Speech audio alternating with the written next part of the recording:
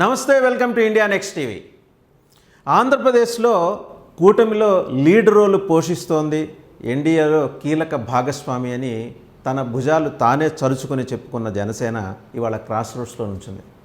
కారణం ఏంటంటే జనసేన 21 అసెంబ్లీ సెగ్మెంట్లో 2 పార్లమెంట్ సెగ్మెంట్లో పోటీ చేస్తూ గాజు గ్లాసు గుర్తు మీద కంటెస్ట్ చేసినట్టు జనాలకి ఒక పిక్చర్ ఇచ్చింది. కానీ అదే గాజు గ్లాస్ మీద ఇవాళ 175 అసెంబ్లీ సెగ్మెంట్లో 25 పార్లమెంట్ సెగ్మెంట్లో వీళ్ళని మినహాయిస్తే మిగిలిన చోట్ల కూడా స్వతంత్రులు, చిన్న చితక చిల్లర పార్టీల అభ్యర్థులు కూడా నుంచున్నారు. వాళ్ళకి గుర్తు కేటాయించింది ఎలక్షన్ కమిషన్. తమాషా ఏంటంటే దాన్ని సవాల్ చేస్తూ హైకోర్టులో జనసేన ఒక పిటిషన్ వేసింది ఈసీ నిర్ణయాన్ని.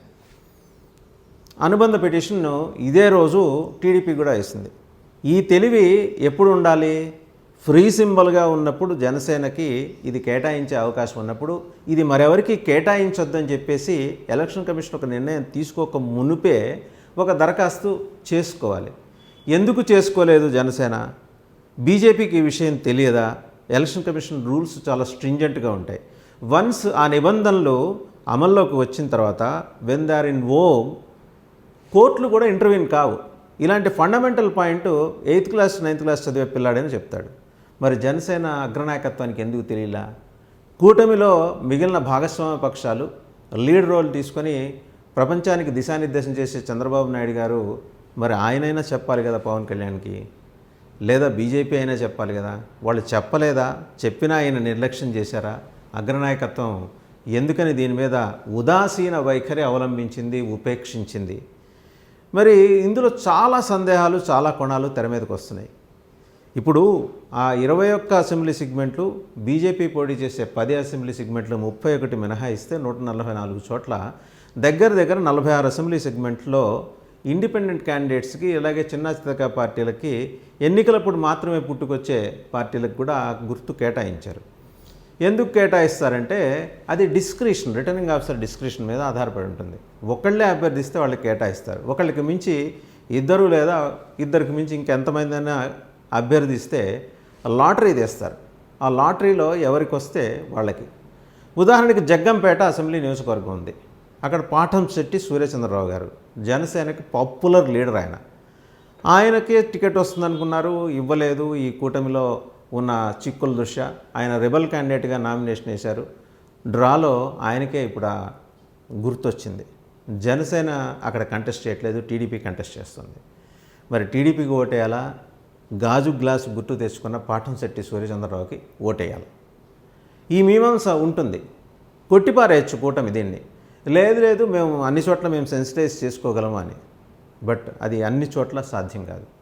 రిమోట్ పోలింగ్ బూతుల దగ్గర, కొన్ని రిమోట్ విలేజెస్లో ఈ అంశాన్ని విడమర్చి చెప్పడానికి వీళ్ళకంత దక్షత లేదు, కార్యకర్తల గడము లేదు.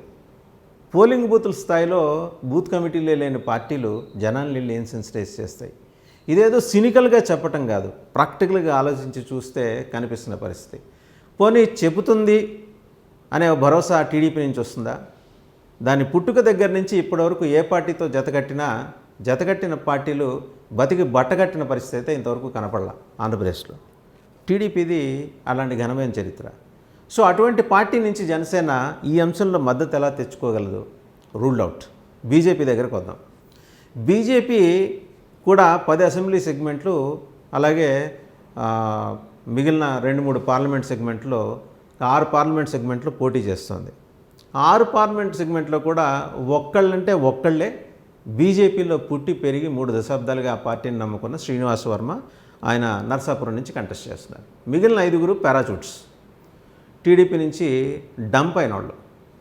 10 మంది అసెంబ్లీకి పోటీ చేస్తుంటే బీజేపీ నుంచి 6 టీడీపీ నుంచి నేరుగా వచ్చి బీజేపీ కండువా కప్పుకొని బీజేపీ నుంచి కంటెస్ట్ చేస్తున్నాడు.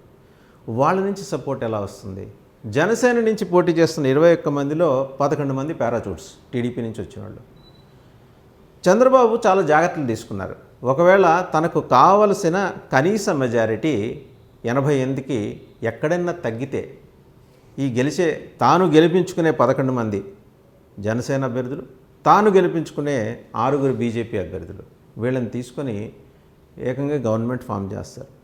సో జనసేన బీజేపీ ప్రెజెన్స్ అనేది అసెంబ్లీలో ఉండకపోవచ్చు.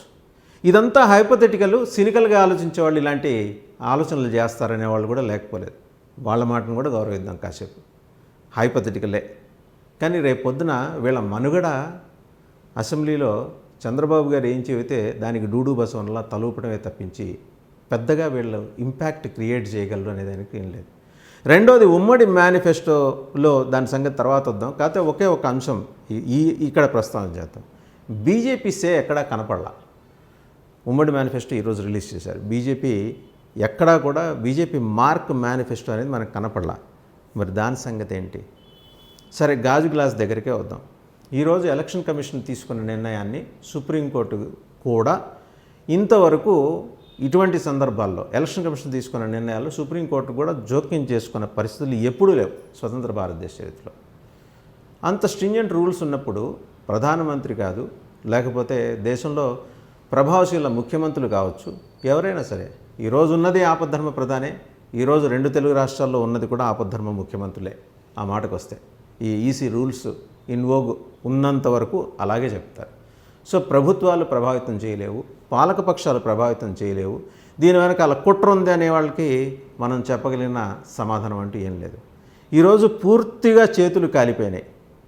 ఆకులు పట్టుకుందామంటే ఆ కాలిపోయిన చేతులతో ఆకులు కూడా కాలిపోయినాయి. జనసేనకి బహుశా ఇంత విచిత్రకరమైన, విషాదకరమైన పరిస్థితి ఎదురవుతుందని వారు ఊహించుండకపోవచ్చు. బట్ ఈ పౌర సమాజం మాత్రం దీని మీద హెచ్చరిస్తూనే ఉంది ఆ పార్టీని. మీరు అప్రమత్తం కండి. You go for another symbol or you need to give your you need to submit your requisition to the election commission prior to the process. ఈ మొత్తం ప్రాసెస్ బిగిన్ చేయకముందర, ప్రారంభం కాకముందర ఇవ్వాలి అని వెళ్ళలేదు, చేయలేదు. లీగల్ సెల్ ఏం చేస్తుంది? సరే, వారి లీగల్ సెల్ ఏం చేయట్లేదు. పవన్ కళ్యాణ్ ఉంటే తప్పించి ఈ ఎన్నికలు గెలవలేమనే ఒక బలమైన అనుమానంతో, నమ్మకంతో చంద్రబాబు ప్రయత్నం చేసినప్పుడు మరి ఆయనకి ఎందుకు ఈ ఆలోచన రాలేదు? వచ్చినా కూడా ఎందుకు బలవంతంగా తొక్కిపెట్టారు? దీనికి సమాధానం టీడీపీ చెప్పాలి.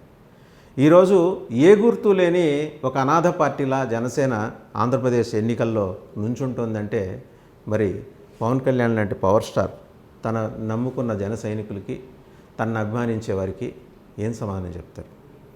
ఆయనకి ఇది డైజెస్ట్ చేసుకోవడానికి చాలా ఇబ్బందికరంగా ఉండొచ్చు.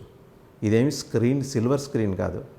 గాల్లోకి చేతులు లేపితే వెంబడే మనకి రిజల్ట్ టక్కున 2వ నిమిషంలో కనపడటానికి. 10 ఏళ్ళు ప్రజాక్షేత్రంలో ఉన్నప్పుడు ఇలాంటి కనీసాలు, ఇలాంటి కామన్ సెన్స్ పాయింట్స్ని ఒక రాజకీయ పార్టీ విస్మరించిందంటే ఆశ్చర్యంగా ఉంది. అన్నింటికి మించి ఆ పార్టీ పొలిటికల్ అఫైర్స్ కమిటీ చైర్మన్గా ఉన్న నాదెండ్ల మనోహర్, అసెంబ్లీ మాజీ స్పీకర్, రాజకీయ కుటుంబం నుంచి వచ్చారు, ఒక మాజీ ముఖ్యమంత్రి కుమారులు కూడా. వారికి తెలియవా ఇవన్నీ? సరే, పవన్ కళ్యాణ్ గారు అంటే స్క్రీన్ మీద ఉంటారు, సినిమాలు బేసిక్గా ఆయన ప్రొఫెషన్, ఆయనకి తెలియకపోవచ్చు అని అనుకుందాం కాసేపు. నేను ఆ మాటకు కూడా నేను అంగీకరించాను. ఆయన రాజ్యాంగాన్ని పూర్తిగా అవపోసన పట్టాడు. అగస్త్యుడు ఆయన గోదావరిని తాగేసి చెవిలోంచి వదిలి జాహ్నవిని ఎలా పేరు పెట్టాడో రాజ్యాంగాన్ని ఆయన అలా తాగేశారు పవన్ కళ్యాణ్. ఆయనకి కూడా తెలియకుండా ఉండదు. పోనీ ఒక ఎక్స్క్యూజ్ ఆయనకు తెలియదు అనుకుంటే పిఎస్సి చైర్మన్గా నాదెండ్ల మనోహర్ ఏం చేశారు? ఇది బిగ్ క్వశ్చన్. దీని వెనకాల కాన్స్పిరసీ ఉందా, లేకపోతే జగన్మోహన్ రెడ్డి రెబల్స్ని 50 చోట్ల నుంచోబెట్టారనే మాట వెనక కాన్స్పిరసీ ఉందా, లేకపోతే 2 కాన్స్పిరసీనా? అందులో ఏ కాన్స్పిరసీ ముందర జరిగింది? పవన్ కళ్యాణ్ని సెన్సిటైజ్ చేసే విషయంలో పిఎస్సి చైర్మన్గా నాదెండ్ల మనోహర్ ఎందుకు విఫలమయ్యారు? ఇదైతే జవాబు చెప్పాలి ఆయన. ఆయన జన సైనికులకి లేకపోతే జనసేన లీడర్స్కి చెప్పకపోయినా తన మనస్సాక్షికి చెప్పుకోవాలి, పవన్ కళ్యాణ్కి చెప్పాలి. ఇవాళ ఏ మొహం పెట్టుకొని జనసేన వెళ్ళి జనాల దగ్గర ఈ 10 రోజులు ప్రచారం చేస్తుంది? These are all questions to be answered. కూటమిలో ఏ ఒక్క నాయకుడికి కూడా దీని మీద బహుశా అవగాహన ఉండకపోవచ్చు. అవగాహన ఉన్న చంద్రబాబుని దాటి వాళ్ళు వచ్చి మాట్లాడతారని మన సమాజం అయితే అనుకోవట్లా. సో ఇంత విషాదాన్ని ఎదుర్కోవటం ఈరోజు పవన్ కళ్యాణ్కి అవసరమా? ఎంత ఒత్తిడిలో ఉన్నారు ఆయన రాజకీయంగా? ఒక థర్డ్ ఆల్టర్నేటివ్గా జనసేన ఎమర్జ్ అవుతుందనుకుంటే అది చివరికి ఒక గాలి బుడగలాగా ఇలా టప్పున పేలిపోతుందేమో అనే అనుమానాన్ని ఆయన జనానికి మిగిల్చారు. సో 2029కైనా ఆయన బాలారిష్టాల నుంచి, బాలారిష్టాలనే అనాలి, 10 ఏళ్ళు అయిపోయిన తర్వాత కూడా ఇంకా దాటలేదంటే వాస్తవంగా అయితే దాటేయాలి, దాటలేదు. సీరియస్నెస్ని అంటే ఎన్నికల ప్రక్రియలో ఎంత కమిటెడ్గా ఉన్నాము, తనని నమ్ముకొని తన వెనకాల 25 ఏళ్ళ రాజకీయం ఇస్తానని చెప్తే నమ్ముకొని వచ్చిన వాళ్ళందరికీ ఏమి ఇచ్చాము అనే ప్రశ్నల్ని తనకు తాను వేసుకొని సమాధానం చెప్పాలి. చూద్దాం ఏం జరుగుతుందో.